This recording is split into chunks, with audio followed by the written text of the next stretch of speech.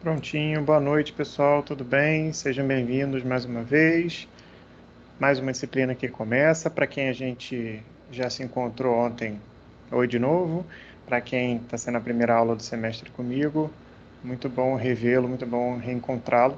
Eu espero que seja um semestre bastante legal, bastante proveitoso para todos nós, mesmo que com todas essas limitações que nós aprendemos a conviver desde o ano passado, mas espero que até o fim do semestre a gente consiga não só aprender muitas coisas, discutir muitas coisas, mas voltar a nos encontrar também com segurança. É o que eu desejo para todos nós. Essa disciplina ela é muito parecida com o que a gente viu no semestre passado, para quem fez comigo, ou quem já cursou a disciplina de diagnóstico cinético funcional e imaginologia de membros superiores. A grande diferença aqui é que nessa disciplina nós vamos falar um pouquinho sobre outros tipos de exames de imagem. Nós vamos discutir, por exemplo, um pouquinho sobre a ressonância nuclear magnética, que tem sido padrão ouro para avaliação de tecido mole. Muitos pacientes vão chegar no consultório de fisioterapia com uma ressonância nuclear magnética para vocês e vocês têm que saber interpretar aquele exame. Não é fácil, é bem menos intuitivo do que uma radiografia, mas é muito utilizado e traz muita informação relevante para a gente. Nessa disciplina, nós vamos falar um pouquinho sobre a ressonância nuclear magnética e um pouquinho da cintilografia óssea também. Só que além desses exames de imagem novos que a gente vai falar no componente da imaginologia, nós vamos falar também sobre a avaliação de todo o membro inferior, do quadril, do joelho, do tornozelo pé e também parte da coluna vertebral. Eu sei que na disciplina de membros superiores, a gente já viu parte da coluna vertebral porque ela também fala sobre a cabeça, e a cabeça faz parte da coluna cervical. No entanto, a gente vai descobrir agora algumas outras informações sobre a região lombar especificamente, que é uma das regiões em que o paciente chega com mais queixa para a gente. Nós sabemos que a queixa de lombalgia, lombociatalgia, ela está muito presente nos consultórios. Muitos pacientes vão à fisioterapia devido a queixas lombares. Saber identificar a causa dessa queixa lombar é muito importante para determinar qual o tratamento mais adequado para o paciente. E para conseguir identificar uma das possíveis causas da lombalgia, a gente tem vários testes, várias avaliações possíveis, que é o que a gente vai ver aqui nessa disciplina também. Talvez fique um pouco repetitivo para vocês quando a gente comece a abordar a parte da coluna, porque eu gostaria de relembrar também algumas questões relacionadas à cervical e torácica. É bom a gente relembrar para os que são bem estudados, que revisam sempre a matéria, talvez fique repetitivo, mas acredito que para a maioria de vocês já tenham se esquecido aquilo e a gente vai relembrar um pouquinho também nessa disciplina, tá bom? É isso que eu espero que a gente aprenda um pouco nesse semestre. Tem bastante coisa para a gente ver, bastante dúvida para vocês tirarem também, mas é uma disciplina bem legal e interessante para todos vocês. Toda vez que começa semestre, tem jeito, tem que mostrar lá uma figurinha, dessa vez aí Inês Brasil para vocês. Parabéns pela persistência, mais um semestre que vocês conseguem avançar.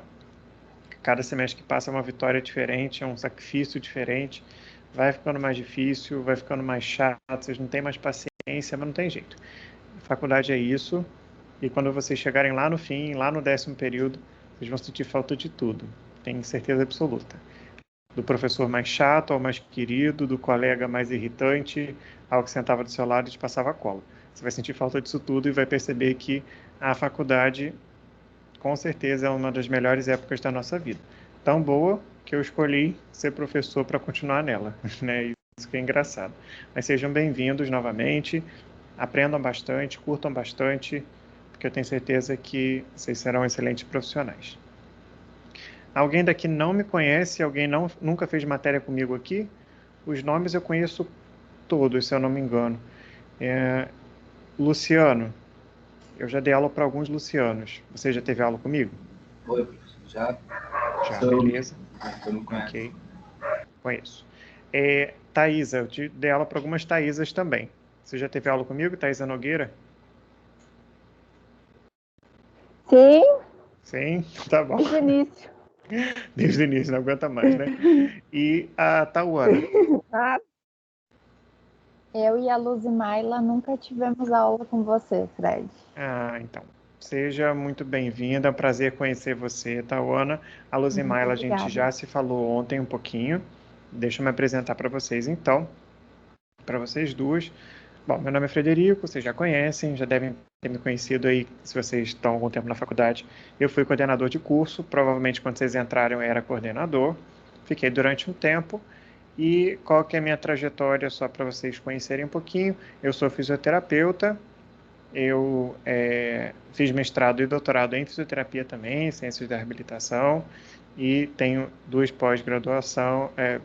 cursos de pós-graduação, sendo um em saúde e segurança do trabalho e outro relacionado a MBA em gestão em saúde.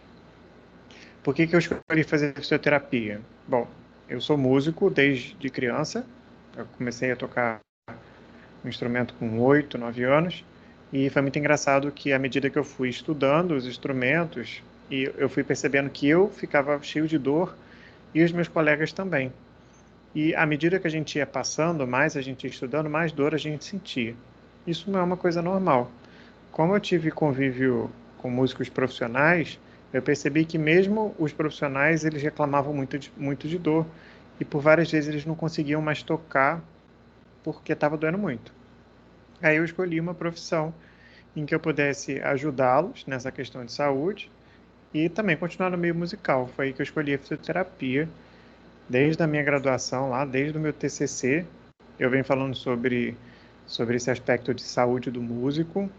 Eu ingressei no mestrado e no doutorado também falando sobre isso, são objetos de pesquisa tanto da minha dissertação quanto da minha tese, e também na minha pós-graduação foi tudo sobre saúde do músico. Hoje em dia eu também trabalho em uma orquestra como fisioterapeuta para músicos, tá bom? É um prazer conhecê-los.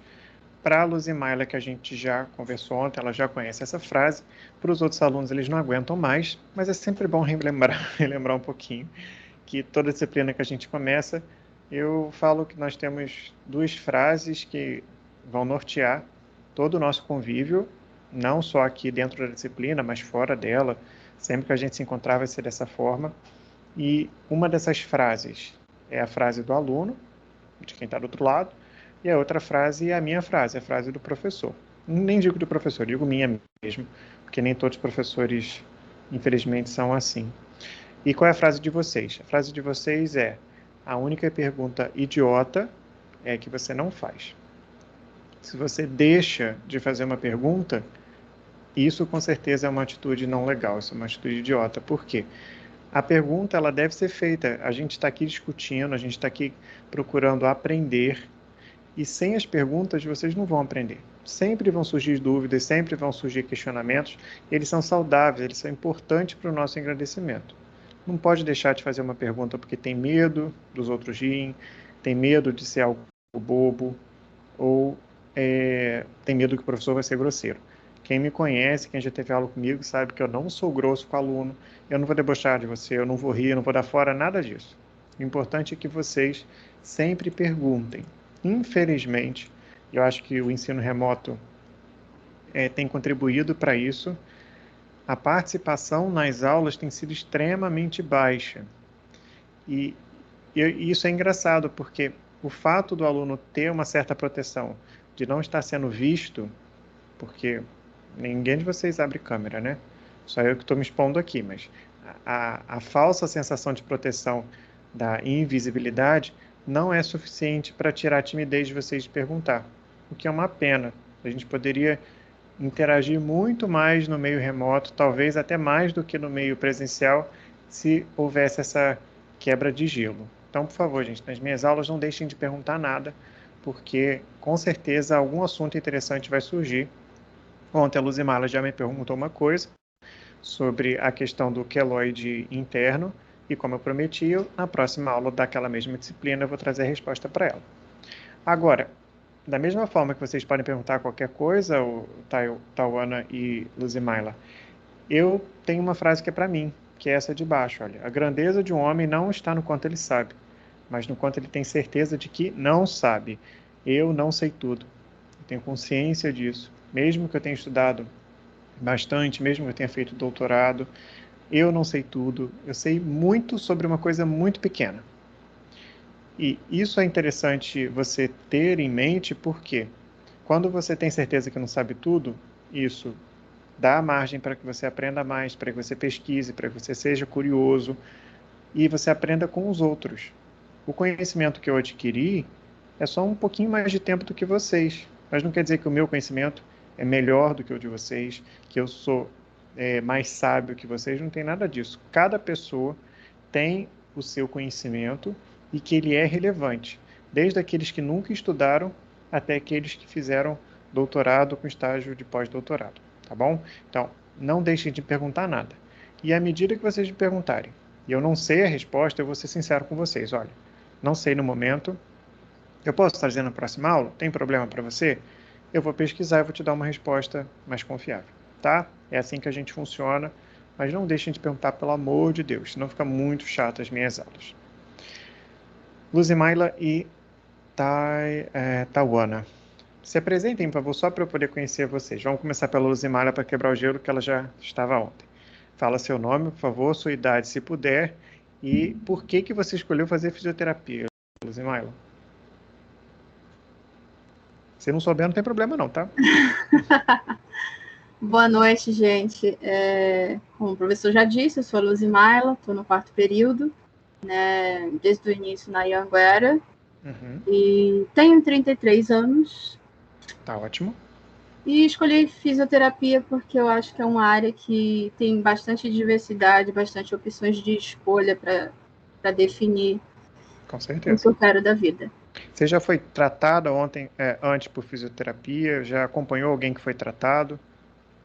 Como não. Foi numa pesquisa sobre profissões mesmo, e a que eu me identifiquei foi ela. Legal. Que legal. Boa sorte para você. Espero que você realize o seu sonho e veja que realmente você estava certa na sua escolha, tá bom? Obrigada. Nada. Tawana, e você? Bom, meu nome é Tawana, tenho 24 anos. Eu também escolhi fisioterapia por ter uma gama muito grande de opções de onde seguir carreira. E atualmente eu estou trabalhando pela prefeitura como fisioterapeuta. Ei! Sério, conta isso aí pra gente. Então, eu sou gaúcha, estou morando no Rio de Janeiro. Devido à pandemia, eu voltei para o Rio Grande do Sul. Aí, agora em janeiro, eu consegui a oportunidade pela prefeitura de começar a trabalhar como fisioterapeuta. Essa primeira semana em que eu peguei os meus pacientes, obviamente com acompanhamento das outras físios, né? Eu monto meu tratamento, daí elas aprovam e eu aplico. E você, então você está como estagiária? Sim, depois desse período, até lá, acredito mais ou menos que eu vou ter concluído a faculdade. Depois eles fazem prova de título, então eu pretendo ficar nessa clínica onde eu estou atuando e fazer concurso em outra cidade aqui próximo. Legal. E você agora está morando onde? Eu estou no Rio Grande do Sul. Legal. Manda pra gente aí um chimarrão, alguma coisa pra gente aproveitar. Uns chocolates de Gramado, Natal. Chocolate também. Pode mandar para mim. Depois te dou meu endereço, tá bom? Bom, de qualquer forma, espero que você consiga concluir a faculdade o mais rápido possível para poder realmente atuar como fisioterapeuta, para ter essa experiência bem legal. E quando você já tem uma oportunidade, fica mais fácil ainda para a gente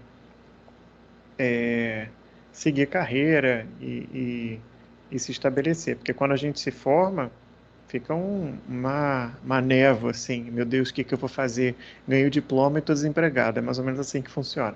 Mas, se Deus quiser, todo mundo já vai sair da faculdade com uma ótima oportunidade em mente, tá bom? O que a gente vai aprender nessa disciplina aqui? Bom, ela é uma disciplina, como todos que tiveram comigo já sabem como funciona. Nós temos a parte da disciplina teórica, temos a parte da disciplina prática. Não me matem, por favor. A pandemia não é minha culpa, não fui eu que quis que ela acontecesse. Mas, assim que o nosso retorno for autorizado, eu vou dar prioridade máxima para essa disciplina e para de recursos terapêuticos para que a gente tenha prática. Tanto que, assim como na disciplina anterior, eu não removi do nosso cronograma as provas práticas. Se tivermos oportunidade esse semestre ainda, nós iremos fazer prova prática sim, como tem sido todo o outro semestre em que a disciplina foi ministrada. E é muito importante essa avaliação prática, porque é nela que eu vejo se vocês adquiriram algum conhecimento ou não para essa disciplina. Para quem já fez diagnóstico cinético funcional comigo de membros superiores, já sabem qual é a sequência básica da disciplina. Nós vamos aprender sobre anatomia palpatória, goniometria e testes especiais para cada segmento corporal que for abordado aqui. A diferença desse novo módulo que eu vou incluir para vocês também, e se sintam privilegiados, é a primeira turma que eu vou fazer isso para diagnóstico, que é a inclusão dos testes musculares manuais, os TMMs, muito requisitados também para avaliação dos pacientes, tá bom? Então, hoje, inclusive, nós vamos começar a falar sobre os testes musculares manuais, explicar para vocês como funcionam, quais são aqueles 6 graus famosos, do grau 0 ao grau 5, e por que esse é um teste subjetivo e objetivo. Beleza? Toda aula tem um material online que vocês já conhecem. Lá vocês vão encontrar a apostila da disciplina, mas quem já teve disciplina comigo sabe que para fazer a minha avaliação, basta que vocês tenham acesso ao material que eu dei e disponibilizo para vocês. Meus slides são suficientes para vocês tirarem 10 em todas as avaliações, tá bom?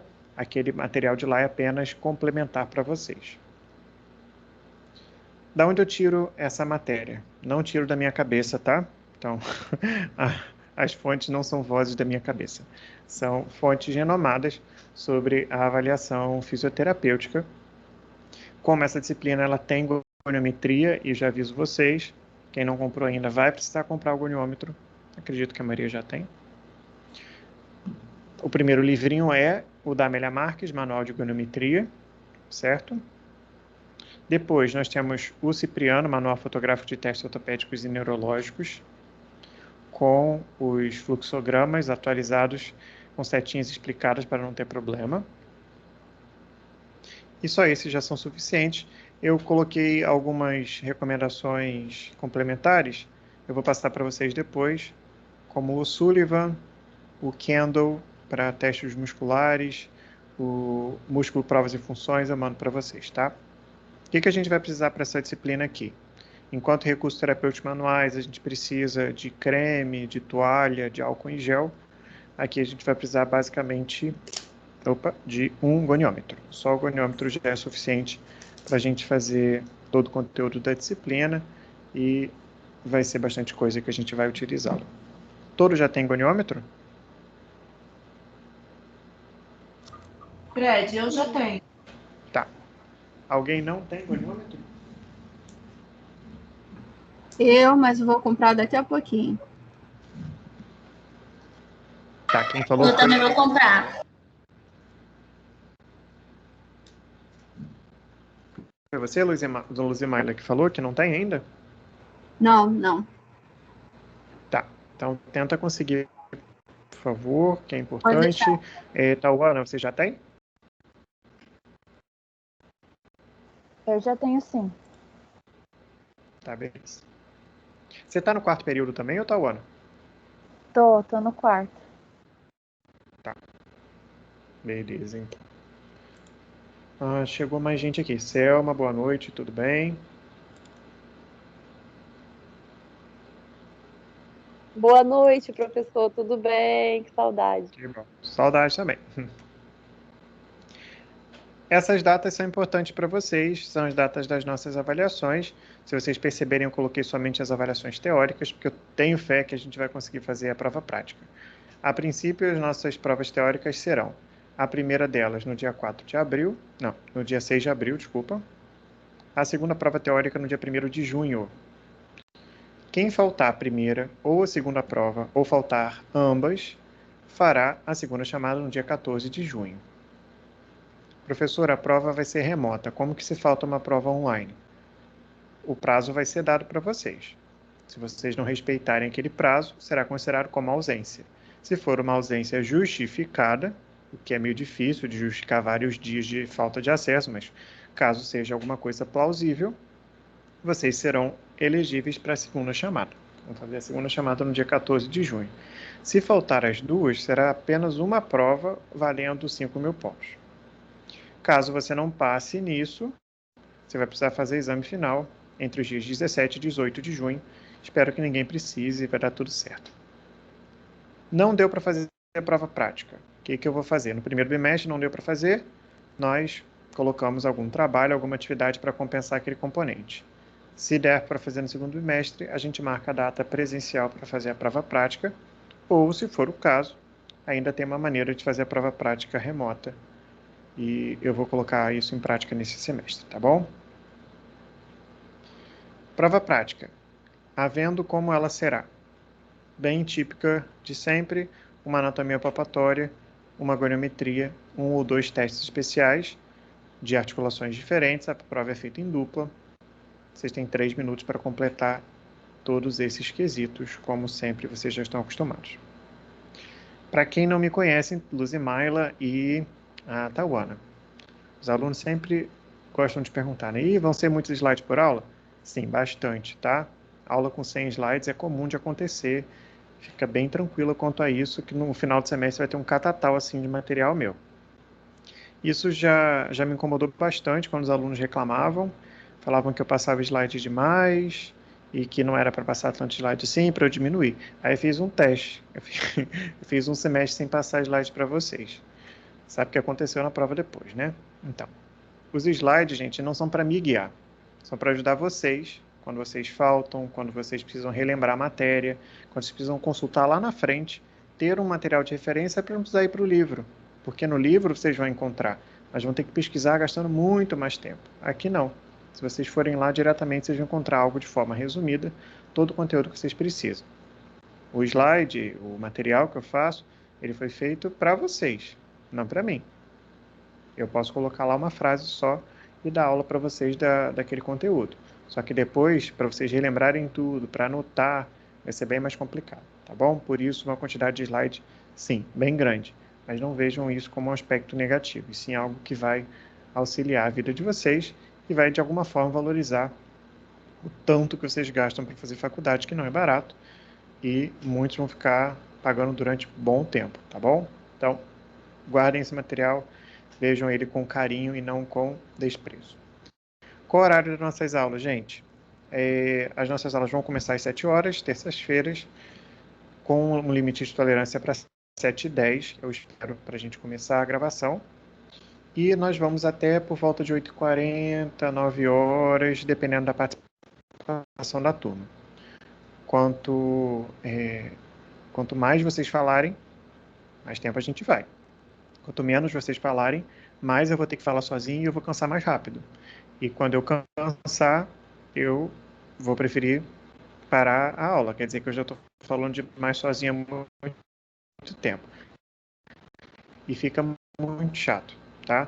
A presencial, ela tem a vantagem de eu conseguir resolver as expressões de vocês, se vocês estão entendendo, se vocês não estão entendendo, se vocês estão gostando ou não. E tem aquelas pequenas interrupções que ajudam a aula e o professor a voz. Quando vocês falam um pouquinho, eu descanso um pouco. Aqui no ensino remoto não tem isso. Se eu fico 2 segundos sem falar, vocês já acham que a internet travou e já passam. Aí eu tenho que ficar falando 2 horas direto, sem intervalo, sem descansar, sem nada, e fica chato, tá? Eu já estive do outro lado e como aluno remoto, e eu sei que é muito cansativo. Mas se vocês não participarem, fica insuportável. Participem, por favor. Isso vai levar a nossa aula a se tornar algo um pouco mais agradável. Se eu me cansar demais, eu faço um intervalinho, 10 minutos, paro para beber um pouco de água e volto, mas lá entre 8h40 e 9 horas é o horário que a gente vai estar terminando a aula, tá bom? Alguma dúvida, gente?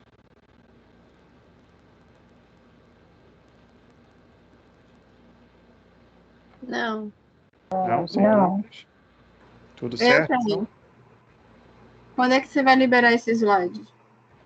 Eu vou criar uma pasta no Google Drive da disciplina e toda semana que eu acabar o conteúdo, eu disponibilizo para vocês os slides. Por que eu digo acabar o conteúdo? Vamos supor, essa aula aqui, eu não sei quantos tem especificamente, mas eu acho que tem uns 80 slides. Se eu não acabar hoje os 80 slides, eu mando para vocês quando eu acabar esse conteúdo. Porque tem várias surpresas ali no meio. Aí, se eu faço pergunta para vocês e vocês já viram a surpresa e já sabem a resposta, perde a graça. Por isso, eu sempre mando ao final daquele conteúdo. Quase sempre, no máximo, daquela semana ou na outra semana, eu vou colocar no Google Drive e lá vai ter acesso ao PDF e eu vou criar uma pastinha, um documento no Word, na verdade, com um link da playlist no YouTube das aulas gravadas. Assim que a aula, eu demoro ainda uns 2 dias para eu receber o link da gravação, eu tenho que baixar a gravação, fazer o upload dela no YouTube e mandar o link para esse arquivo. Aí vocês vão ter acesso à gravação de todas as aulas, mas demora um pouquinho, tá bom? Obrigada. Nada. Tudo certo então, gente? Podemos começar a falar sobre o conteúdo da disciplina? Podemos começar? Alguma dúvida antes? Gostaram do meu estudo de Pilates aqui atrás? A gente já teve aula de Pilates já. A maioria de vocês já teve, né? Então, o que vocês gostaram ali atrás? Pode ser esse fundo mesmo, precisa mudar. Eu achei que você estivesse na faculdade. Ah, quem dera, né? Eu também achei na faculdade. Vou colocar um outro fundo, vou botar o fundo da cantina ali atrás.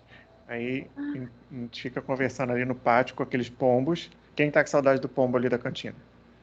Eu tô com saudade do pombo, não. Bom, gente, vamos começar então falando sobre os testes musculares manuais. É um assunto bem legal, bem interessante, que eu não sei se todos vocês conhecem. Já ouviram falar com certeza, mas não sei se conhecem. O que são e para que servem os testes musculares manuais? E por que tem que usar esse nome todo? Por que tem que ser teste muscular manual? Existem outros tipos de testes musculares. O que a gente aborda aqui na disciplina é apenas e exclusivamente o teste muscular que é feito com as mãos do terapeuta, por isso que ele é manual. Quais outros tipos de testes musculares que existem? E tem vários.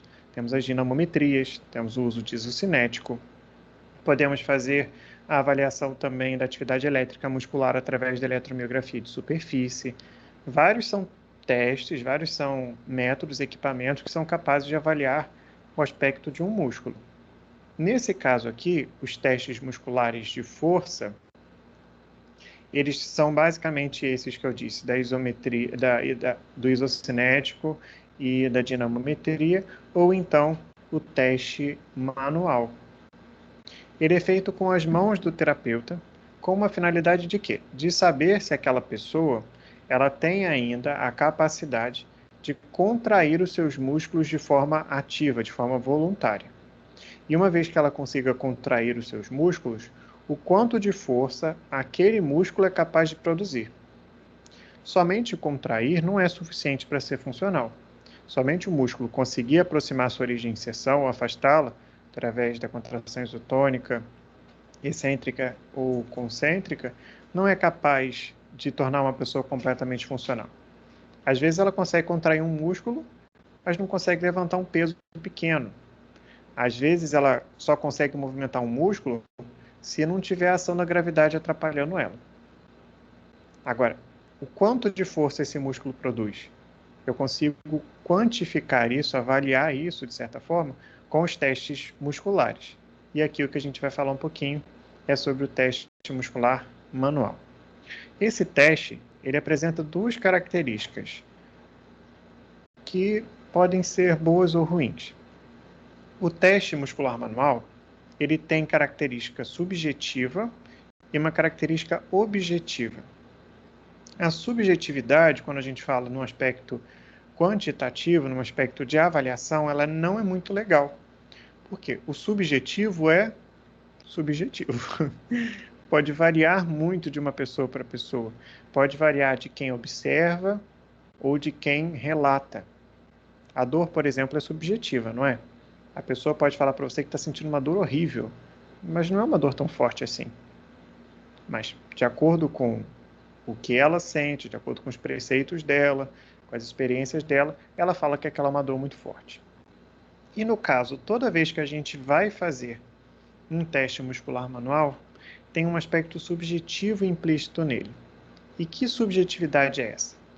O terapeuta, ele vai ter que impor resistência ao paciente. Ele vai ter que colocar alguma força com o objetivo de avaliar se o paciente consegue ou não vencer aquela força que ele colocou. Só que, para eu determinar o quanto de força eu devo fazer para aquele paciente, eu tenho que, antes disso, fazer uma análise geral dele. E essa análise, ela é subjetiva. Eu tenho que ter uma impressão, eu tenho que olhar para o paciente, eu tenho que saber o histórico dele e imaginar. Eu acho que ele não tem muita força, não. E se eu sei que ele não tem muita força, na hora que eu vou colocar minha mão para fazer a resistência, eu não vou colocar uma resistência tão grande, porque eu sei que ele não conseguiria vencer. Essa análise que você faz é o que dá o aspecto subjetivo do teste muscular manual. É a impressão que o fisioterapeuta tem antes do teste da capacidade que o paciente tem de realizar aquela força, de vencer aquela força. E essa subjetividade, ela não é completamente ao acaso. Você pode levar várias características para te ajudar a determinar o quanto o paciente conseguiria ou não realizar. Por exemplo, a idade. Se você olha ali chegando, primeiro atendimento, um senhorzinho de 92 anos. Eu atendo uma senhora de 92 anos, amputada. Se eu for fazer o teste muscular manual nela, vocês acham que eu vou colocar o máximo de força possível para ela tentar vencer? Ou eu vou pensar o seguinte, ela já é uma paciente idosa, paciente idoso já tem sarcopenia, ele já tem tecido gorduroso infiltrado no músculo, ele já tem várias outras características que provavelmente o tornam com uma força muscular menor. Será que é plausível eu aplicar a máxima força que eu consigo para aquele paciente vencer? Eu acho que não, né? Eu já parto de uma impressão de que, ele não tem uma força muito grande. Eu não vou colocar uma resistência muito grande para ele vencer. É diferente se eu atendo, por exemplo, um paciente atleta, que chega lá com uma coxa do tamanho da coxa do Roberto Carlos, né? O que eu vou imaginar? Se eu for avaliar o quadríceps desse paciente, é bem provável que ele tenha uma força para extensão de joelho enorme, porque ele trabalha com aquilo. Você vê o volume muscular, e o volume muscular pode ser condizente com o quanto de força ele produz. Logo, a impressão que eu tenho, o aspecto subjetivo, é que ele vai conseguir vencer uma resistência grande. Vejam, é isso que é o aspecto subjetivo do teste muscular de força. É fazer uma análise prévia do quanto o paciente consegue ou não vencer de resistência. Agora, depois que você consegue determinar isso, depois que você consegue determinar o quanto de força você vai fazer para dificultar a vida daquele paciente, para saber se ele realmente é capaz de vencer, vem o aspecto objetivo do teste. E aqui a gente vai transformar a habilidade dele de contrair e vencer a resistência em um número, em um grau. É nesse aspecto objetivo do teste que a gente vai falar o seguinte, ele é capaz de realizar, ele tem grau de força 4, ele tem grau de força 5, ele tem grau de força 2.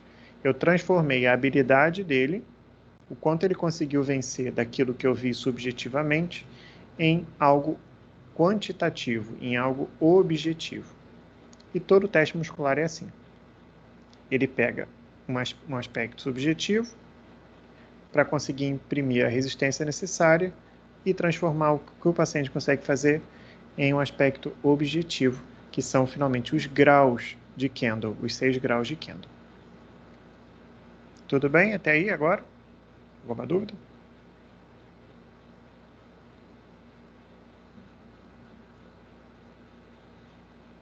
Por enquanto, não. Ok. Bom, todo teste muscular, ele é de suma importância para a avaliação fisioterapêutica. Por que ele é de importância para a avaliação fisioterapêutica? Primeiro, para determinar quais são as incapacidades do paciente e chegar ao diagnóstico cinético funcional. Para quem lembra, o diagnóstico cinético funcional, o diagnóstico fisioterapêutico, ele tem relação com as consequências do diagnóstico médico. No diagnóstico médico, você viu que o paciente tem fibromialgia. No diagnóstico cinético funcional, diagnóstico fisioterapêutico, a gente não fala fibromialgia, a gente fala quais são as consequências no movimento e na funcionalidade em decorrência da fibromialgia. E aí esse paciente vai ter diminuição da amplitude de movimento, esse paciente vai ter quadro álgico, esse paciente vai ter diminuição de força muscular. Só que para eu determinar se o paciente tem ou não diminuição de força muscular, o que eu tenho que fazer? Avaliar a força. E como que eu avalio e determino quanto de força muscular o paciente tem? Através do teste muscular manual. Por isso que ele é de suma importância. Ele deve ser feito lá na primeira sessão, para eu poder determinar, olha, esse paciente ele tem grau de força 4 no músculo bíceps braquial direito. Se ele tem grau de força 4, eu sei que um dos meus objetivos de tratamento vão ser fortalecer a musculatura de bíceps braquial esquerdo. Por quê? Ele não tem um grau completo, ele não tem um grau 5. Se eu não faço essa avaliação no início, lá na primeira sessão, como que eu vou saber que ele está fraco? Ou ainda pior, mesmo que você perceba, faça uma avaliação que seja empírica, você só olha para ele e vê que ele está fraco. Se você não tem um dado quantitativo, como que você compara para saber se esse paciente melhorou ou piorou? E por isso que você tem que fazer o teste muscular manual. E aí tem várias abordagens diferentes que vocês podem fazer para esse teste. Rapidinho. Tem várias abordagens diferentes que vocês podem fazer para esse teste. Alguns autores recomendam que você faça a avaliação por grupamentos musculares. Você vai pegar os flexores de ombro e avaliar o grau de força dos flexores de ombro. É uma abordagem legal. Ela é mais simples, ela é mais rápida, mas ela é falha. Por quê? Se um paciente, quando você vai avaliar o grupo de flexores, por exemplo, não consegue chegar ao grau 5, quer dizer que ele está fraco, certo? Qual o músculo que está fraco? Se eu estou vendo o grupo de flexores, eu só consigo afirmar que o grupo de flexores tem fraqueza. Só que um grupo é formado por vários músculos. Às vezes, só um que está fraco. Como que eu determino qual deles está fraco? Aí eu tenho que ir para uma abordagem isolada. Uma abordagem de músculo por músculo. E essa foi proposta por Kendall. É justamente essa que eu vou discutir com vocês aqui. Uma abordagem músculo por músculo. Eu vou ver o bíceps braquial, eu vou ver o braquio radial, eu vou ver o tríceps braquial, vou ver músculo por músculo para determinar se ele está fraco ou forte. Isso é muito importante porque vai me ajudar, como eu já disse, na elaboração do diagnóstico cinético funcional, mas vai me ajudar também a entender o que eu posso fazer para melhorar essa condição do meu paciente. Todo paciente que chega à fisioterapia tem que fazer fortalecimento muscular? Não. Ele só tem que fazer fortalecimento muscular se ele estiver fraco. E como que eu determino se ele está fraco ou não? Através dos testes musculares manuais. Tudo bem? Muitas patologias, muitas condições que levam uma pessoa à fisioterapia cursam com consequências relacionadas à diminuição de força muscular. Quem tem lombalgia, por exemplo, tem diminuição de força muscular? Pode ter. Se ele é uma pessoa, por exemplo, que tem uma lombalgia crônica, devido à lombalgia crônica, ela tem hipomobilidade, ela fica menos móvel, ela é sedentária. Provavelmente esse paciente vai ter algum grau de perda de força muscular. E aí a gente vai ter que determinar qual musculatura está fraca, quão fraco ela está e como eu posso fazer para fortalecer. Dependendo do grau de força que o paciente tem, a abordagem para fortalecimento é diferente. Músculos que estão extremamente fracos, eu não posso começar fazendo a isotonia. Ele vai fadigar muito rápido. Talvez seja melhor começar pela isometria. Músculos que já estão fortes demais, somente exercícios de amplitude de movimento não são suficientes. Eu tenho que aplicar resistências maiores para que ele não perca muito rápido a amplitude que ele ganhou e mantenha a força que ele tem atualmente. A gente só vai saber isso se fizer a graduação segundo Kendall. Quais são as vantagens que a gente tem desse método, apesar dele ser subjetivo? A primeira vantagem é o valor. Quanto que custa fazer o teste muscular manual? Bom, custa o quanto você paga de luz do consultório, o ar-condicionado e os outros custos comuns. Mas para realizar somente o teste, não tem nenhum equipamento necessário. Basta o seu corpo e o corpo do paciente, você vai conseguir fazer. Ele é barato. Ele pode ser feito em qualquer lugar. Pode ser feito no consultório, pode ser feito em casa, no home care, pode ser feito no ambiente de trabalho. Várias são as oportunidades para realizar esse teste. Nada disso vai ser impeditivo para você. Você vai conseguir realizá-lo sem problema. No entanto, você tem que levar em consideração aqueles aspectos que podem ser ruins. Ele é 100% confiável? Não. Por que ele não é 100% confiável? A primeira coisa que a gente tem que pensar é na resistência, certo? Eu vou ter que impor resistência ao movimento. Quanto de resistência que eu imponho? Vai depender de mim. Ah, chegou aquele paciente chato que eu não gosto, que reclama de tudo. Na hora que eu for fazer a resistência, será que a minha raiva do paciente vai fazer com que eu faça uma resistência tão grande que ele não consiga vencer? Pode ser. Chega a Dona Maria, que é fofinha, ela tem 90 anos, super fofa, agradável. Será que na hora de impor resistência eu vou colocar uma resistência um pouquinho menor porque eu gosto dela? Pode acontecer também. Será que a resistência que eu imponho é a mesma resistência que o Márcio, que a Débora, que a Camila colocam? Não sei, para isso eu tenho que medir antes. E aí a gente começa a ver que esse é um teste muito variável. Ele varia muito de observador para observador, de investigador para investigador e entre o próprio investigador. Se eu estou de mau humor hoje, eu vou colocar mais força. Se eu gosto daquela pessoa, eu vou colocar menos força. E esses são os aspectos ruins que os testes musculares manuais apresentam. Não invalidam, mas a gente tem que levar em consideração que ele não é muito preciso.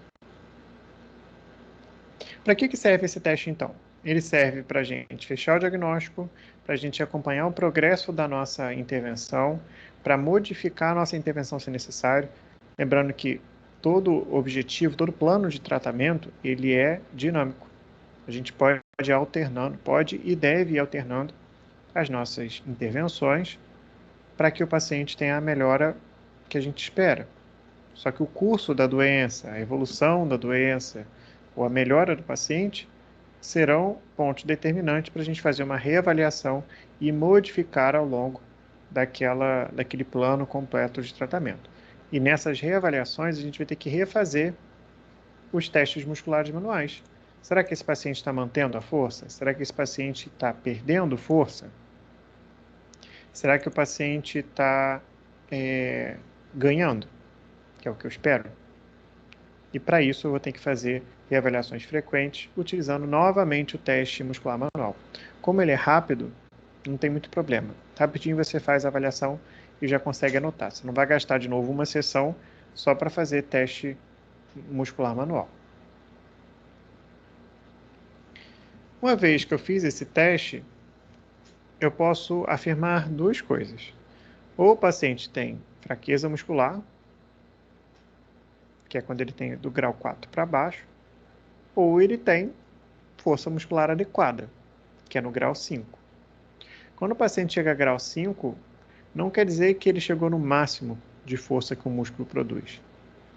Quer dizer que ele chegou num grau de força capaz de vencer uma resistência manual máxima. Uma pessoa com grau 5 de força pode, por exemplo, levantar um halter de 20 kg e não levantar um halter de 50. Ainda assim, ele vai ter grau de força 5. Por quê? A resistência manual, a resistência que a mão do terapeuta é capaz de aplicar, máxima, não é maior do que uma resistência imposta por 50 kg no halter. Tá? Então, tenham isso em mente. O grau 5 não quer dizer que ele vence qualquer força, que aí ele seria o He-Man. O grau 5 significa que ele vence uma grande resistência manual. E às vezes as pequenas resistências mecânicas são ainda maiores do que a resistência manual. Tudo bem? Nenhuma dúvida ainda? Fred, boa noite. Tudo bem, Márcio? Tudo bem? É que eu cheguei agora, aí eu tô meio viajando ainda. Tá atrasado. Isso. É o link que deu problema lá. Beleza. Mas você tem alguma dúvida por enquanto? Não, por enquanto não. Beleza. Alguém tem alguma outra dúvida? Não? Então tá bom. Agora, todo paciente precisa fazer teste muscular? Depende, gente. Depende da queixa que ele tem, depende da doença que ele tem. Se durante a anamnese, você vai lá fazer a queixa principal dele, ele reclama para você que ele não consegue pegar alguma coisa no alto. Aí a gente imagina, ele não consegue pegar uma coisa no alto, o problema está na amplitude de movimento, não na força muscular, não é verdade? Não. Porque a amplitude de movimento ela está muito relacionada à força. Quem que movimenta os ossos e as articulações? Não são os músculos? Não tem que ter contração muscular suficiente para que eu movimente as alavancas ósseas e eu chegue ao máximo de amplitude? Uma das causas de diminuição de amplitude muscular é diminuição de força. E aí eu vou ter que investigar para esse paciente. A queixa dele é, ele tem queixa de não alcançar coisas no alto. Eu tenho que avaliar. Será que esse não alcance está relacionado a um problema articular, que aí não tem nada a ver com o músculo, a força pode estar preservada, uma osteoartrite, por exemplo, ou o problema tem relação com a incapacidade do músculo de produzir força suficiente para ele alcançar coisas no alto. Fazer um teste de força pode ser legal para a gente determinar isso. Aí a abordagem vai ser diferente. Se ele é um paciente que tem um problema articular que limita a amplitude, eu não preciso fazer fortalecimento muscular. Ele não tem problema de força. Agora, se a falta de controle muscular é a causa da diminuição de amplitude, aí sim, eu vou ter que fazer exercícios para aumentar a amplitude de movimento e para fortalecer aquela musculatura que está enfraquecida. Não vai ser todo paciente que vai ter que fazer esse teste. Não vai ser todo paciente que tem que fazer fortalecimento muscular. Agora, isso ficou subjetivo, né? Ficou a queixa dele, eu vou ter que descobrir qual é o motivo. Agora, tem patologias e condições que a gente já sabe que naturalmente vão envolver perda de força muscular. Tá? Por exemplo, patologias inflamatórias. A inflamação, ela cursa com dor, calor, rubor, edema e perda funcional. Quando você tem uma inflamação que se torna crônica, algumas doenças autoimunes também, a pessoa tem tanto processo inflamatório repetido que ela vai se tornando uma pessoa menos funcional, que ela vai se tornando uma pessoa menos móvel e com isso, lá na frente, ela pode ter, como consequência, a diminuição de força muscular. Aí eu já sei que pacientes com artrite reumatoide terão diminuição de força muscular na apreensão dos músculos flexores de dedos. Eu já espero que pacientes que têm essa doença apresentem força muscular diminuída. O paciente ele tem espondilite anquilosante. Eu espero que esse paciente tenha diminuição de força de movimento de tronco. E aí eu vou entendendo mais ou menos, associando o curso natural das doenças com o prognóstico delas e, finalmente, com o diagnóstico que eu quero dar, que é a diminuição de força muscular. Como ele é um teste muito rápido de ser feito, não tem grande problema de você fazer para a maior parte dos pacientes. Aí vocês podem ter uma dúvida. Professor, toda vez que chega o paciente, eu preciso fazer a avaliação de força muscular do corpo inteiro? O que vocês acham? Toda vez que chega um paciente para vocês, eu tenho que fazer a avaliação de todos os músculos? Não, só desse queixa, ele dá um muito bom, e fica diagnosticado alguma patologia. Geralmente a gente foca ou nos músculos funcionais, nos principais, ou então no local onde ele refere queixa. A gente tem que tomar um certo cuidado porque nem todo local da queixa significa que a causa do problema está ali. E aí a gente tem que procurar, de certa forma, a distância também para saber onde está. Mas, se o paciente tem queixa de dor no pé, eu não preciso fazer, ou não preciso dar muita importância para a força muscular do membro superior. Mas pelo menos do membro inferior eu tenho que fazer. O paciente tem queixa de dificuldade de pegar objetos. Talvez eu tenha que priorizar algo relacionado a membro superior e não inferior. Agora, se é um paciente que tem doenças inflamatórias, por exemplo, como artrite reumatoide, como lúpus eritematoso e assim por diante, são doenças sistêmicas. Se são doenças sistêmicas, eu tenho que fazer uma avaliação mais global. E aí não custa eu fazer dos principais músculos do membro superior e os principais músculos do membro inferior. Pelo menos aqueles que eu conheço que são mais propensos ao enfraquecimento. E aí eu vou ter uma noção melhor de como aquele paciente está e como a sua doença está. Qual é o estadiamento da sua doença. Se já é uma doença mais que progrediu muito ou que está na sua fase inicial ainda. Uma vez que eu faço a avaliação com os testes musculares, o resultado que ele vai me dar vai ser uma graduação. Não é o bacharelado. É uma graduação, uma divisão em graus. E aí eu posso falar que aquele paciente tem grau 0, grau 1, grau 2, grau 3, grau 4 e grau 5. Quais fatores que eu tenho que ter em mente, que eu tenho que saber, para eu, como fisioterapeuta, poder aplicar os testes musculares manuais? A primeira coisa é saber de anatomia, fisiologia e biomecânica. Isso é o básico, porque eu vou ter que saber qual é a direção das fibras musculares, vou ter que saber a origem e inserção daquele músculo, vou ter que saber o potencial de força que aquela musculatura tem. Isso é o básico que você tem que saber, mas eu tenho certeza que todo mundo sabe tudo. Posso fazer aqui um bate e volta rapidinho de origem, inserção e inervação, que todo mundo vai tirar 10, né? Maria. Exatamente. Bom, depois nós temos que tomar cuidado com os movimentos de substituição. O que são movimentos de substituição? São as famosas compensações. As pessoas, o nosso corpo, na verdade, ele tem uma mania muito grande de compensar. E essas compensações, elas são involuntárias, você nem percebe que ela está acontecendo. E por que ela acontece? Quando você tem uma musculatura fraca, outros músculos próximos ou sinergistas vão trabalhar em conjunto para tentar suprir a falta daquele músculo. E isso pode parecer bom em um certo momento, mas pode mascarar resultados.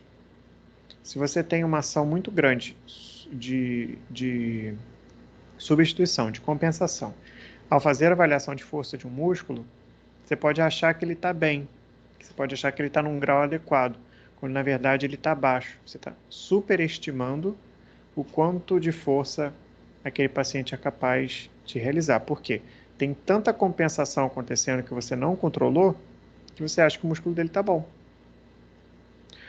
Ou pode acontecer uma outra situação, quando você subestima o quanto que o paciente consegue fazer. Eu acho que é mais fácil você superestimar do que subestimar. Mas ambas essas situações são ruins.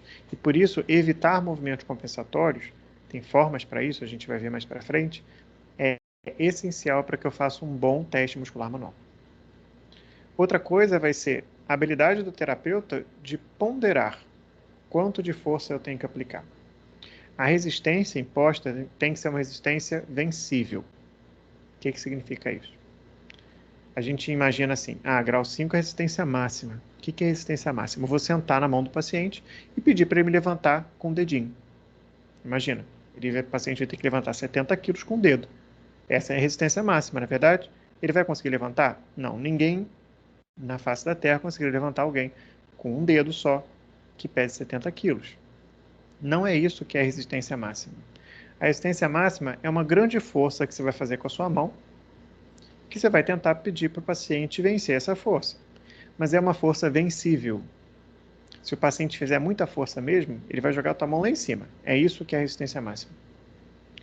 Muita gente tem uma mania feia de, ao fazer testes musculares, de colocar tanta força que o paciente nunca vai conseguir chegar ao grau 5. Por quê? Você imprimiu uma força tão grande que talvez nem o terapeuta que está fazendo a força consiga vencer. E ele vai falar, não está vencendo a força máxima, então você é grau 4. E você sempre, aí nesse caso, você está subestimando o quanto o paciente consegue fazer. Ele é grau 5. Mas, tamanha resistência que você impôs, ele nunca vai atingir o grau 5. Nem você. Então, isso é uma habilidade que a gente vai adquirindo com o tempo. O saber o quanto de força aplicar e de forma ideal, aplicar sempre a mesma quantidade para todos os pacientes, isso a gente vai conseguindo com o tempo, com o treino, com a experiência de testar muitas pessoas saudáveis e adoecidas. Depois, orientação para o paciente exatamente para o que você precisa que ele faça. Todo teste muscular manual é ativo. Você precisa que o paciente tenha a capacidade de contrair entender o que você está pedindo e fazer o movimento. Está o paciente lá paralisado na cama, está em coma. Aí você chega, vamos lá, seu José, levanta o braço para poder medir sua força. Ele até gostaria de levantar o braço, só que ele não é capaz. Ou um paciente hemiparético. Acabou de ter um AVC, está lá no padrão dele. Vamos lá, dona Maria, abre a mão para a gente fazer o teste de força muscular. Gente, precisa? Você não vai conseguir variar a força muscular desse paciente. Então, você tem que ter noção de o que o paciente consegue fazer e se ele entende o que você vai pedir. Depois, você entender muito bem e sempre replicar para todos os pacientes a padronização que você escolheu. A padronização que eu passo para vocês é segundo Kendall, que é dividido em 6 graus. Existem outros? Existem. Vocês vão ter que procurar qual que você se adapta melhor. Essa é a que eu mais gosto, é a que é mais difundida. Mas outras que vocês vão encontrar que dividem em graus intermediários, como o grau 3+, grau 4+, e assim por diante. Eu não gosto muito. Algumas pessoas gostam. Não tem problema você gostar, você pode fazer. O que não pode acontecer é, para um paciente você utiliza 6 graus, para outro você utiliza 7 graus, para outro 8. Ah, não, esse aqui eu quero que tenha 3 graus só. Tem que ser algo consistente. Uma vez que você escolheu qual é o melhor para você, todos os pacientes que forem tratados por você serão submetidos ao mesmo tipo de avaliação, sem exceções. Tudo bem? Estão vivos ainda? Sim. Ok. Sim, estamos sim. Beleza. Vamos lá então. Vamos supor que agora vocês vão fazer um teste de força muscular num paciente de vocês. O que eu tenho que fazer para preparar esse paciente para avaliação? Não é simplesmente chegar e falar, oi, me dá seu braço. Não. Você tem que preparar o paciente. E tem que saber se naquele momento é ideal você realizar o teste muscular manual. Não é para todo mundo e a toda hora que você pode fazer. Não é porque chegou na primeira sessão que tem que ser naquela. Talvez seja melhor aguardar para a segunda ou para a terceira. Por quê? A primeira coisa é, o paciente ele não pode sentir dor ou um grande desconforto ao fazer o teste. Porque a dor limita a quantidade de força que o músculo produz. E você nunca vai saber, ele está fraco ou ele não conseguiu vencer a força porque ele tem dor. São coisas diferentes. Às vezes a pessoa está sentindo tanta dor que ela para de se movimentar para que não doa mais. Quer dizer que essa pessoa é fraca? Não. E aí eu posso subestimar. Posso falar, essa pessoa está muito fraca, ela tem um grau de força 4. Mas o que está limitando a força não é o músculo, mas sim a dor. Primeira coisa, o paciente não pode ter dor ou desconforto grave ao realizar o teste. Depois, o ambiente que você vai fazer tem que ser um ambiente confortável. Tem que ser silencioso para não ter distrações. A gente precisa da interação do paciente. Preciso que ele saiba o que ele está fazendo, até para ele não cansar muito. Um ambiente silencioso, agradável, com um clima bom. Não pode ser nem muito frio, nem muito quente, porque isso afeta também a produção de força pelo músculo. O local em que você vai posicionar o paciente interfere bastante. Por quê? A gente precisa de fixação do paciente em muitas avaliações, de estabilização. E essa estabilização ela pode ser dada também pelo equipamento sobre o qual o paciente está posicionado. Uma maca, uma cadeira, a parede. A forma com que você posiciona, isso pode ser muito bom para a gente fazer a avaliação. Como eu já disse aí para vocês, esses testes de força, eles não devem ser repetidos várias vezes. Porque o paciente vai cansando. Se eu pego um halter de 20 quilos, a primeira e segunda vez que eu for levantar, vão ser as melhores. Da terceira para a quarta, quinta e diante, eu já vou cansando. Eu já não vou conseguir fazer mais muita força. Aí imagina, você está inseguro, você nunca fez aquilo, você não sabe muito bem o que fazer, fica posicionando o paciente em várias maneiras para tentar fazer a avaliação da força muscular dele, mas vê que não é melhor, e vai passando, você faz 5 avaliações diferentes, chega na hora, você não tem um dado preciso, o paciente já está cansado. Mesmo que você posicione ele certo agora, a quantidade de força que ele vai vencer não é igual à primeira ou segunda repetição que ele fez, tá bom? Então, tomem cuidado com esse posicionamento que é muito importante. E Vamos seguir. Para conseguir realizar o teste muscular manual, você tem que seguir vários critérios. E são esses critérios que a gente vai ver depois do intervalo, tá bom? 10 minutinhos para eu descansar um pouquinho, que eu já estou falando a 1 hora e 16 minutos. Pode ser? Tudo bem, Fred. Já voltamos. bem. Não saiam daí. Tudo bem.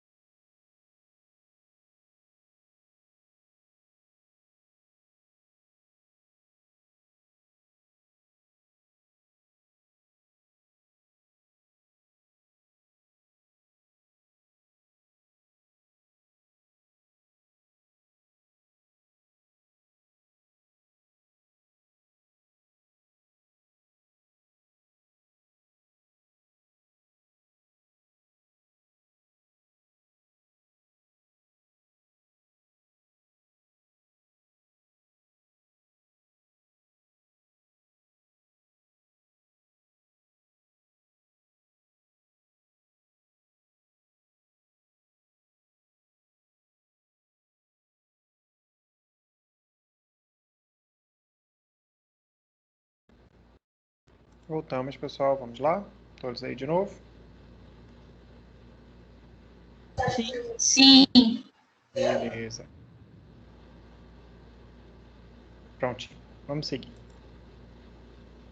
Já que a gente estava falando sobre os testes musculares manuais, nós temos que tomar alguns cuidados, alguns critérios para que esse teste se torne menos subjetivo possível, que ele tenha mais fidedignidade. Quando a gente está passando agora pela pandemia, muitos de vocês viram sobre eficácia e eficiência, né? Especialmente quando falo de vacina. Essa vacina é 50,1% eficaz ou ela tem uma eficiência de 90%. Eficácia e eficiência são termos diferentes, tá? Mas é o quanto você pode confiar que aquilo vai acontecer. Se a gente segue esses critérios para que possamos realizar os testes musculares manuais, a gente consegue aumentar a eficácia e eficiência desses testes. Quando a gente fala de teste, a gente não fala muito em eficácia e eficiência, porque eles não são objetos de tratamento, eles não são intervenções. Quando a gente fala de testes assim, a gente trata um outro termo, mas bem semelhante a esse princípio, que é o de acurácia. O quão acurado é aquele teste para mensurar se a pessoa tem aquilo ou não, tá? Então, para que eu consiga aumentar a acurácia desse teste, eu tenho que justamente seguir esses critérios que são 5. O posicionamento do paciente, a fixação do paciente, a posição da prova. A posição de prova e a posição do paciente são coisas diferentes. Depois, a resistência imposta, tem um local para impor essa resistência melhor.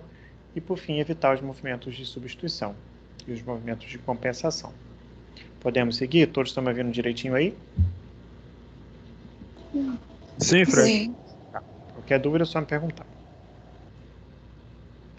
A primeira coisa que a gente vai falar é a posição do paciente. O que é a posição do paciente? É a posição em que o corpo do paciente vai se encontrar, do corpo, para que você possa definir, já num primeiro momento, qual é a avaliação de grau que você vai fazer. Lembra lá na frente, quando a gente falou que no aspecto subjetivo do teste muscular, o que a gente faz é determinar previamente o que eu acho que o paciente vai conseguir vencer. Se ele vai conseguir vencer uma força contra a gravidade, ou se ele vai ter uma fraqueza muscular tamanha que ele nem consegue vencer a ação da gravidade. Nesse momento, a gente precisa dessa avaliação subjetiva para posicionar o paciente. Por quê? A partir do momento que eu já imaginei, ele tem muita fraqueza, ou ele tem um pouco de força, eu já vou posicionar para que eu consiga verificar isso, porque o posicionamento é diferente dependendo do grau que eu quero avaliar. Se o paciente ele tem grau de força 2 ou menos, eu preciso avaliá-lo em uma posição com a gravidade minimizada, que é o que a gente chama de posição a favor da gravidade. Se ele tem um grau de força 3 ou mais, o que eu tenho que fazer é posicioná-lo numa posição em que o movimento ocorra contra a gravidade. Agora, não dá para todo paciente que chega, eu já colocar ele primeiro numa posição antigravitacional e uma contra a gravidade. Se eu já sei que ele consegue se movimentar e vir sozinho para cá, bom, provavelmente ele consegue vencer a gravidade. Eu já vou posicioná-lo daquela forma. Agora, se é um paciente muito acometido, eu vou começar, então, pela gravidade minimizada, pela posição antigravitacional. E por isso que é importante ter esse posicionamento do paciente, do corpo dele, para me ajudar a determinar qual grau de força ele consegue vencer. Lembrando que, paciente que tem grau de força 2 ou menos, eu utilizo uma posição com a gravidade minimizada, ou seja, a favor da gravidade. E paciente que tem grau 3 ou mais, eu devo fazer o teste muscular em posição contra a gravidade. Só que não basta posicionar o paciente, não basta colocá-lo em cima de uma mesa, em cima da maca ou falar, fica parado aí. A gente precisa dar suporte, fixação, estabilidade para o paciente poder trabalhar. Como Kendall, ela propôs uma divisão isolada de músculos, músculo por músculo para ser avaliado, eu tenho que estabilizar todos os outros segmentos corporais para que realmente, ao solicitar a ação, eu tenho uma ação muito isolada somente daquele músculo, ou quando não é possível somente daquele músculo, apenas daquele grupamento. É o caso do quadríceps, por exemplo. Dá para eu isolar somente vasto medial, vasto lateral? Não, todos os outros vão contrair. Mas tem uma posição em que eu solicito mais de um do que de outro. E para eu posicionar dessa forma, eu tenho que ter uma estabilidade muito grande do paciente, uma fixação. Essa fixação, essa estabilidade, que pode ser dada pelo terapeuta, ela deve ser vinda do peso corporal dele e menos das suas mãos. Por quê? Se a gente utiliza a nossa mão toda vez para fazer isometria, para segurar a paciente e para estabilizar, no final do dia quem vai estar com tendinite, quem vai estar com problema vai ser a gente. E não é isso que a gente quer. A gente quer tratar os outros sem prejudicar a nossa saúde. Agora, se eu não tomar o cuidado necessário, é bem provável que eu precise de tratamento muito cedo. E por isso, para que a gente imponha resistência e ajude na estabilização, essa força de estabilização ou resistência vem do meu peso corporal, do meu tronco, do meu centro, e não da minha mão, da apreensão de força que eu faço. Via de regra, toda vez que eu vou posicionar o paciente e fixá-lo, eu devo fixar a parte mais proximal do segmento que eu vou avaliar. E aí a gente tem que lembrar, qual é a diferença de proximal e distal mesmo? O que é proximal? Quem me ajuda aí? Proximal. Mais próximo do meio. Que meio? Meio do corpo. Como Região que a gente chama? mediana do corpo. Ih, mediana? O tronco. Ah, o tronco, obrigado. Distal mais afastado, na ponta do dedo. Isso.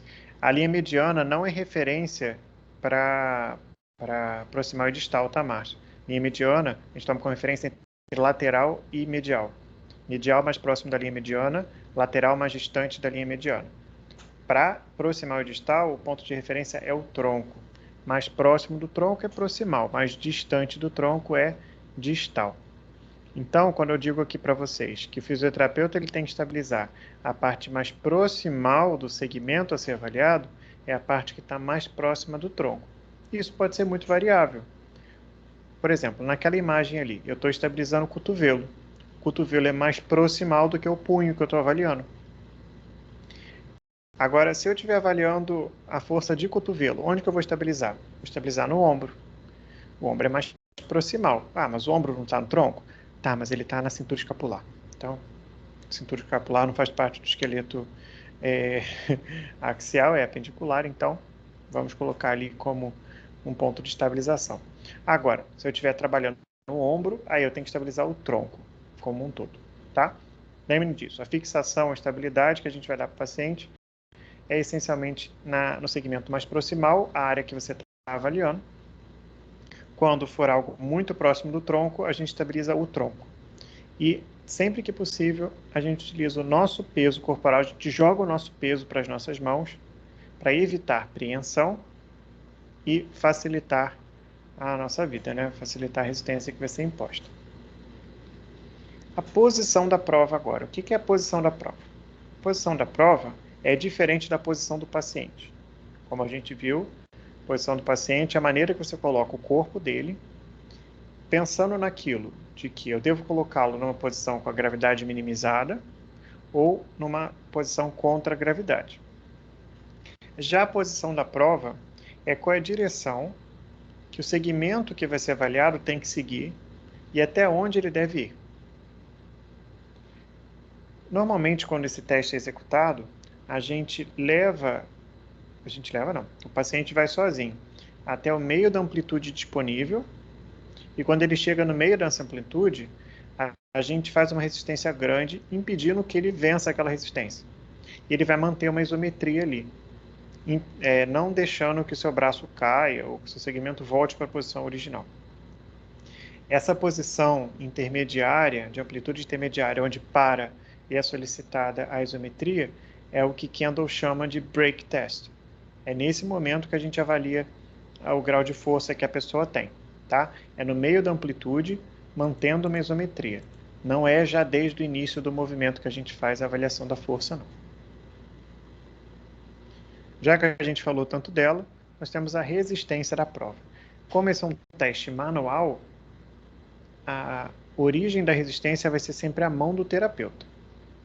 O terapeuta vai fazer uma força, que aí pode ser o peso do seu corpo transmitido para a sua mão, e isso vai ser a resistência do teste. Como cada pessoa, cada terapeuta consegue fazer resistências diferentes, o teste é muito variável. Mas a gente chega ali num consenso. Existe uma forma de saber o quanto de força você está colocando e padronizar. Na próxima aula, se quiserem, me lembrem que eu falo com vocês, tá bom? Mas existe sim uma maneira quantitativa de padronizar isso. Diferentemente da fixação, da estabilização, que é feita mais proximal ao segmento que está sendo avaliado, a resistência ela é sempre imposta na parte mais distal do movimento, porque isso ajuda na alavanca, que é a que eu quero avaliar, a alavanca muscular, a alavanca óssea. Então, em uma parte proximal eu tenho a estabilização, em outra parte distal eu tenho a aplicação da resistência, a aplicação da força. E o quanto de força que eu aplico vai depender de vários fatores. Primeiro, qual é o segmento que eu estou avaliando? É membro inferior? Membro inferior geralmente produz muita força, então eu tenho que fazer uma resistência grande. Dedos. Dedos não são muito fortes isoladamente. Será que eu preciso fazer uma força muito grande? Uma resistência muito grande? Vejam, dependendo do segmento, do tamanho do músculo, do tamanho da alavanca, do volume muscular, eu vou adaptando a quantidade de resistência que eu vou impor. Vai depender também da doença que o paciente tem. Se ele é um paciente naturalmente fraco, eu não vou fazer muita força. Eu atendo um paciente com distrofia muscular de Duchenne.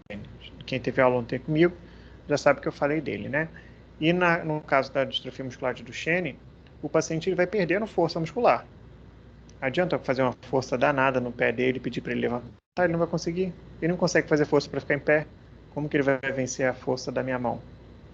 Então, eu já sei o quanto de força eu posso colocar naquele paciente ou não. E, por fim, a própria idade do paciente. Pacientes muito novos ou pacientes muito velhos, eles têm discrepâncias na força muscular. Não quer dizer que todo idoso é fraco. Pilates morreu com 80 e poucos anos, forte. Mas a maioria dos pacientes idosos tem sarcopenia, devido ao próprio processo de envelhecimento. E logo eles vão ter diminuição de força muscular.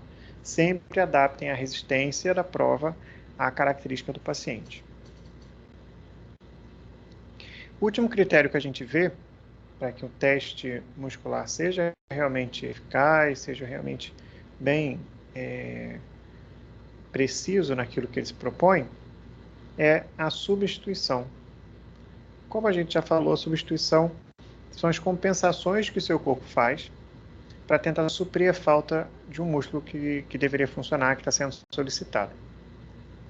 Isso acaba mascarando vários resultados, Peraí que saiu aqui. Pronto. Isso acaba mascarando vários resultados que você pode obter do teste de força muscular, o que não é legal.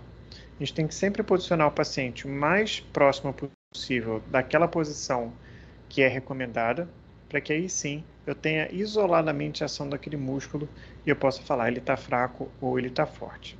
Essa substituição, ela depende muito de qual músculo que está atuando. E às vezes ela pode vir de músculos agonistas, músculos sinergistas ou antagonistas daquele movimento que vai ser trabalhado. Aí a gente tem que lembrar essa classificação que vocês já sabem bastante lá de cinesiologia e cinesioterapia, do que são músculos agonistas, antagonistas e sinergistas. Bom, os músculos agonistas, como vocês bem conhecem, são chamados também de motores principais. Eles são os músculos responsáveis por aquela ação solicitada, que é justamente o que a gente avalia nos testes musculares manuais. Eu quero saber se aquele músculo, motor principal, ou um músculo muito importante para aquele movimento, tem capacidade de contrair-se ativamente e produzir força necessária para movimentar a articulação e vencer resistência. Os testes musculares, eles são testes que avaliam os músculos agonistas. Esses músculos eles podem produzir tanto contrações isotônicas quanto isométricas, e no próprio teste muscular nós fazemos esses dois tipos. Nós começamos o movimento fazendo uma contração isotônica e no momento do break test, no momento da avaliação, é o momento da isometria. Como classificação, a gente pode falar que o músculo agonista é aquele que gerou o movimento, é o motor principal, enquanto o antagonista é sempre o seu oposto. Só que a gente pensa muito assim, o importante é o agonista, o importante é o músculo que contrai. O antagonista, ele só faz o oposto. Na verdade, não é bem assim.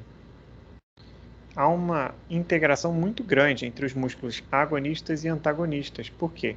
À medida que o agonista produz a força de contração para movimentar a alavanca óssea, o antagonista, o seu oposto, ele tem que relaxar para permitir que o movimento aconteça. Isso é muito claro quando a gente vê os pacientes hemiparéticos, os pacientes do AVC. Ele está lá com o braço, flexão de dedo, flexão de punho, beleza. Aí eu peço para esse paciente abrir a mão. Vamos lá. Abre a mão, estende os dedos. O fato dele não conseguir estender os dedos é porque ele tem fraqueza de extensores ou porque os flexores não relaxam para permitir que os outros músculos façam isso. O que acontece é que o estado de contração mínima dos flexores é tão grande, o tônus muscular dele é tão grande, que ele não consegue relaxar para permitir que os agonistas da extensão abram os dedos. E aí a gente consegue ver essa relação de agonista e antagonista. Antagonista não é somente aquele que é o oposto, que faz o movimento oposto. É aquele que relaxa para permitir que o movimento aconteça.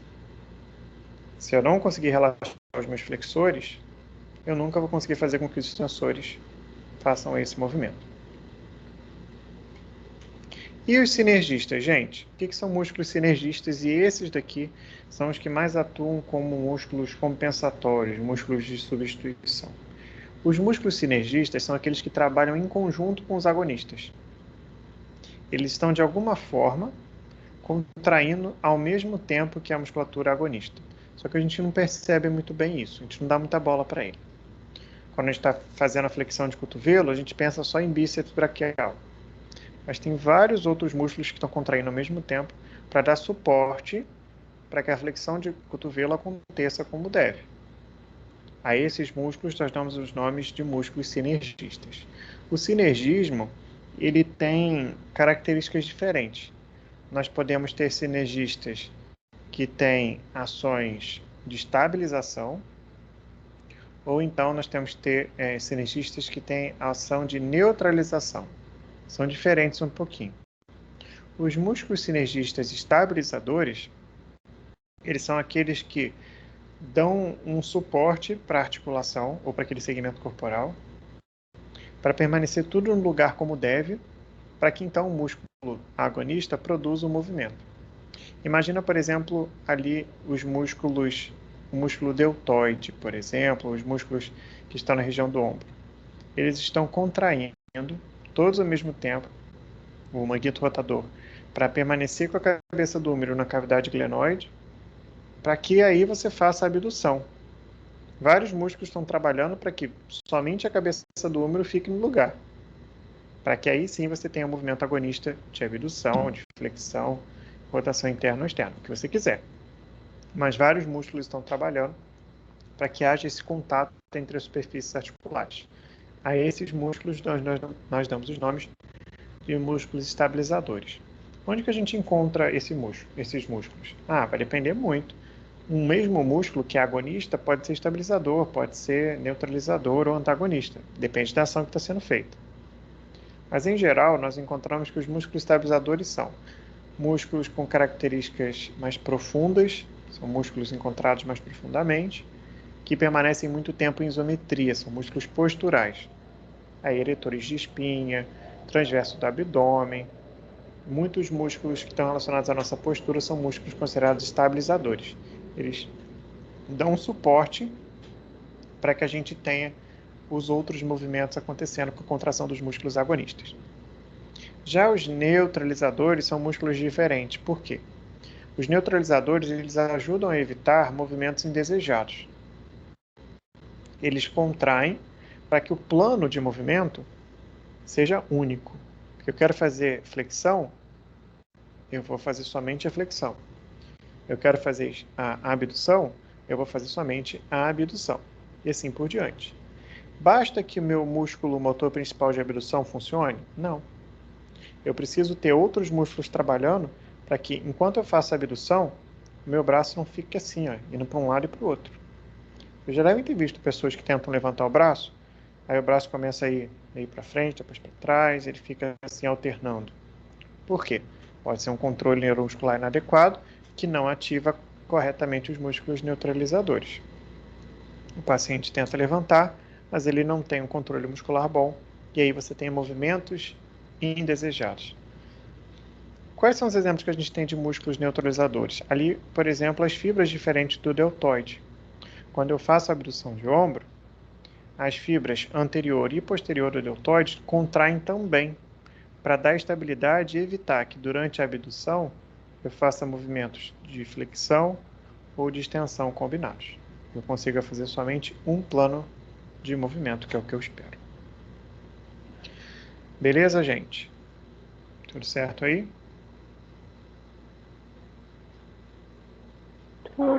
Então, Fred, a minha dúvida agora foi essa aí. Por exemplo, normalmente nós observamos somente os agonistas e os antagonistas.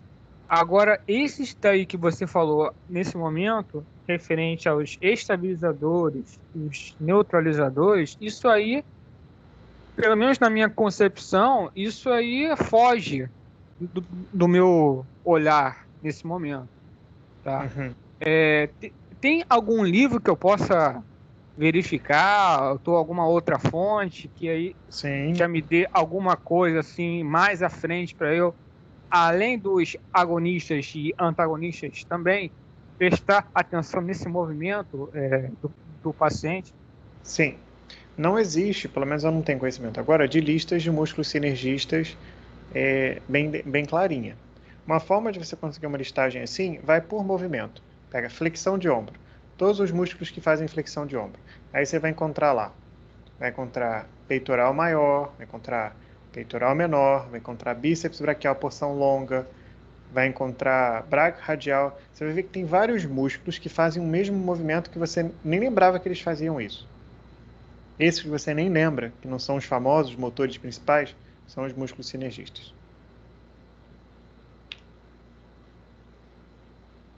Respondi, Márcio? Sim, Tá? Então pega essa lista que você vai conseguir. Por exemplo,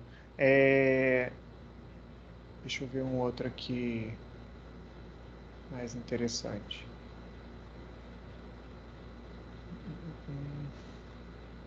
Flexores de quadril. Pega lá quais músculos participam da flexão de quadril. Aí você vai ver psoas maior, iliopsoas, vai ver parte de reto femoral, vai ver vários músculos lá. Pega dessa listagem que vai ter 5, 6, 7 músculos que fazem o mesmo movimento.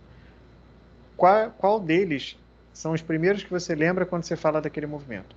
A flexão de quadril, o primeiro que eu lembro é o iliopsoas. Então, esse é o motor principal. Todos os outros que têm uma ação secundária são músculos sinergistas. Eu conto aquela história, por exemplo, do meu colega que foi pular corda com extensão e teve ruptura completa do tendão calcâneo. Como que ele teve ruptura completa do tendão calcâneo e dirigiu para casa? Como que ele continuou andando, utilizou aquele pé para trocar a marcha, para acelerar, se ele tinha ruptura completa de tendão calcâneo? Mas o principal plantiflexor não é o tríceps sural? Ele é o único que faz o movimento? Não. Então, os outros músculos que fazem ações similares são considerados músculos sinergistas. Eles não são os motores principais e eles suprem a falta de um quando o outro não pode ser requisitado. Tá bom? Essa é a melhor maneira de você encontrar a listagem, Márcio. Então funciona assim como um músculo auxiliar, né? Auxiliar. Os sinergistas são auxiliares. Eles trabalham em conjunto para ajudar. Eles não são os principais, eles são relegados. Eles são coadjuvantes, né? Você tem os atores principais e você tem os coadjuvantes. Os sinergistas são os coadjuvantes. Na falta de um, ele Então nesse substitui. caso aí, ok. Nesse exemplo aí foi exatamente isso. Faltou o principal e o auxiliar estava ali para O ajudar. auxiliar deu o suporte que ele precisava para ele continuar andando e ir para casa dirigindo. Lógico que vai chegar um momento que ele não aguenta mais. Foi quando ele sentiu muita dor e foi para o hospital e descobriu a ruptura completa. A gente imagina assim, meu Deus, eu tive ruptura completa de bíceps. Eu nunca mais vou conseguir fazer flexão de cotovelo. Vai sim. Você tem o braquial, você tem o braquial, você tem vários outros músculos que ajudam a fazer aquele movimento. Aí nessa hora que a gente vê quais são os sinergistas, tá bom? Mais alguma dúvida, gente? Eu vou parar por aqui, porque eu já estou falando 1h50. Do que a gente viu até agora, quais foram as dúvidas?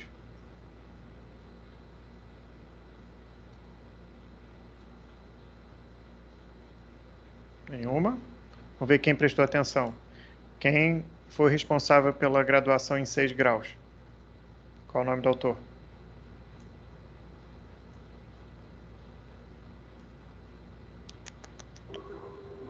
Ninguém prestando atenção. Kendall, né? Kendall, muito Kendall, bem. isso? Kendall é homem ou mulher? Pronunciar. Kendall é homem ou mulher? Acho que é homem. Tá vendo? Olha como o mundo é machista. A Kendall aí pra você, ó. Essa é a Kendall. Muito prazer. Na aula que vem a gente vai falar um pouquinho sobre isso, tá? Como o teste é feito, exemplos do teste. E vou dar mais exemplos para vocês de membros inferiores, já que a disciplina é de membros inferiores, apesar de não termos visto testes musculares na disciplina passada. Mas eu vou mostrar para vocês, especialmente de membros inferiores. O restante, a parte básica, se aplica para o corpo inteiro. Certo? Gente, alguma dúvida ou encerro por aqui? Fred, é só uma... Não é dúvida da aula, é porque eu cheguei depois e devo ter perdido aí muita coisa. A gravação da aula você vai disponibilizar depois, né? Mesma forma que semestre passado. Eu vou receber a gravação, vou baixar, vou fazer o upload no YouTube e mandar o link para vocês da playlist. E o slide também depois, né? Slide eu vou criar a pasta no Google Drive da disciplina. Aí lá vai ter tanto o link da playlist quanto as aulas que eu vou passando para vocês. Você vai me dizer se aquele link do diagnóstico aos membros superiores ainda está ativo? Para vídeo? Isso. Tá. Tá bom, então. Foi bom você Eu me vou lembrar, tentar lá. tudo. Não faz isso não. Vou deletar. Não, vou não. Tá ativo sim. Revisão. Tá ok então, Fred. Tá bom? Valeu aí. Diga, Sabrina. O coordenador, ele passou uma listagem pra gente da fisioterapia na atenção primária. Na listagem dele tá que é a Débora que vai dar aula. Só que lá no portal tá o seu nome na matéria. Quem é você que vai dar aula? Débora mesmo, tá errado no sistema. Eu já avisei ele também. Para mim aparece também essa disciplina, mas é a Débora. E no caso do TCC, você que dá? Não, né? Não, é o Frederico. Outro Frederico? Sou eu mesmo. Eu vou marcar com vocês a reunião. Ah, tá bom. Tá bom? Ai, graças a Deus. Nem me fala, Fred, nem me fala. Frederico, pelo amor de Deus, Fred, volta pro Graças nosso a Deus. cantor. E eu não ouvi nada disso. Tudo bem, gente? Mais alguma? A Tawana levantou a mão. Todo mundo. Uma Pra pergunta. você, Fred, como coordenador de... Diga, Tawana. A respeito de estágio, eu falo com quem? Coordenador de Porque. curso. Com quem? Coordenador? Uhum. Ah, tá. Obrigada. Tá bom? Nada. Alguma questão mais, gente? Acho que não, Fred. Não? Luzimaila ali piscou. Não, é que a minha representante de turma, ela infelizmente nos traiu e mudou de curso. E eu queria saber como é que faz para se tornar representante também. Tá. A sua turma já tem representante que é a Jane? Ou tem colegas que não a conhecem? Então, eu conheço a Jane, sim, mas... Mas ela não é da sua turma? Não é da minha turma, ela Tá. é do 5º. Então faz o seguinte, Luzimala, pede para alguém da sua turma se candidatar, que a turma eleja essa pessoa, aí pede para a Jane entrar em contato com o coordenador e fala, olha, mudou agora o representante do 5º período, do 4º período não é mais tal, e passa a ser essa nova pessoa. Que existe um grupo Acho só que de do representantes. Só sobrou eu e a Marla, e ela quer ser, então, ela. Então, a Mayla. Aí avisa a Jane, tá bom? Pede para trocar. Ó, não existe mais tal representante de quarto e passa a ser o novo representante. Para você ter acesso às informações. Tá, eu falo com a Jane isso? Tá bom? Com a Jane, com a Sabrina, Tá bom. com a Lupércia, são pessoas que têm contato direto com a coordenação. Tá bem, obrigada. Tá bom? Vai ter grupo dessa matéria, Fred? Oi? Vai ter grupo da matéria? Ou é direto naquele grupo seu mesmo? Acredito que não, direto naquele. Talvez eu até crie com o representante. Aí eu aviso vocês. Tá bom. Tá bom? Tá bom. Bom, gente, foi um prazer revê-los. Espero que seja um semestre muito bom. Qualquer dúvida, eu estou sempre à disposição. Basta me procurar. Às vezes eu demoro um pouquinho para responder porque eu estou fazendo outra coisa, não é porque eu estou ignorando, não. Mas mandem as dúvidas, participem das aulas. Hoje vocês falaram pouco. Participem mais para que seja uma disciplina proveitosa para todo mundo, tá bom? Abraço para vocês, boa semana e se Deus quiser a gente se vê em breve. Tchau, tchau. Boa noite, Fred. Obrigada, Tchau, Fred. tchau. Boa noite. Boa noite. Boa noite. Boa noite. Tchau, tchau.